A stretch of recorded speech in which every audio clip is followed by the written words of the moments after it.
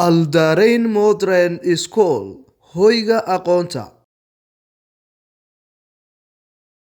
Assalamu alaikum wa rahmatullahi wa barakatuh, and welcome to this lecture covering how to develop reading comprehension skills. Okay, DRCS stands for Developing Reading Comprehension Skills. It's incredibly important for growing readers, starting as early as picture books. As children get older, this process will help them understand textbooks, newspapers, and other complex texts.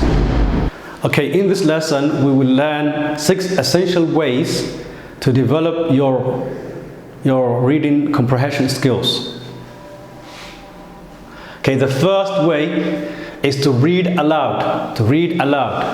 So if you're reading a book, you need to read aloud, whether that's in a class environment or at home, especially in a class environment. You read aloud. What are the benefits of reading aloud?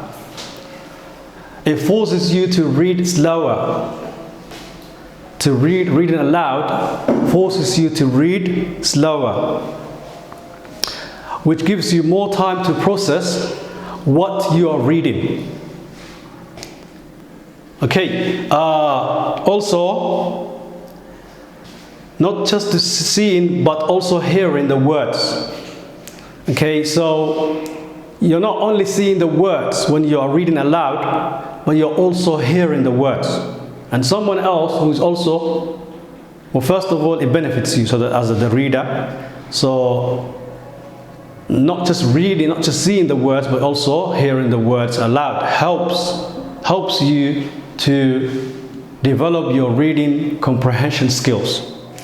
Also, if you are in a group, you can take turns. If you're 2 people reading together, or in a class environment that you're reading together as a class, a book, you can take turns. Taking turns, one person reading part of the story or part of the topic or part of the person reading part of the book or part of the story or part of the topic, another person reading the other part, helps also develop reading skills, one's reading skills.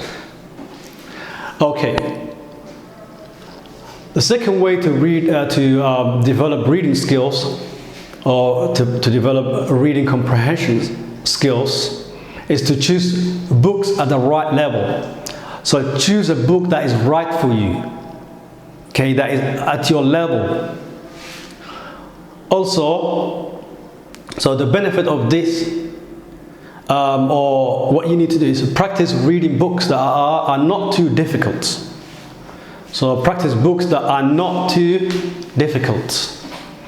Okay, third way of developing your reading skills is to reread to build fluency, a process known fluency. Okay, fluency is to read quickly and smoothly in order to gain meaning from the text and enhance comprehension. The person needs to be as quick as possible and read fluently, read smoothly. That will come along by rereading books. Okay, number 4, or the 4th way to improve your reading skills, or to improve your comprehension skills, is to talk to your teacher, especially if you're struggling with reading comprehension.